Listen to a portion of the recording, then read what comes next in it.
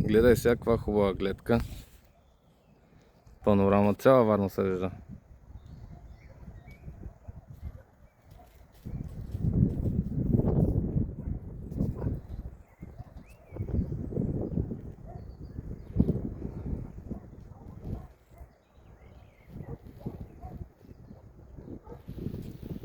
Обаче на тези работи тук не трябва да се обръща внимание.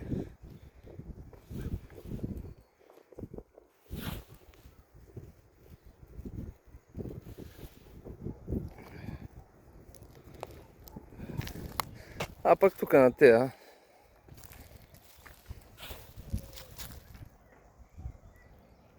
изобщо не трябва човек да им обръща внимание, защото нормално е. Къде да си изхвърляш боклука, освен в гората? Ето пак.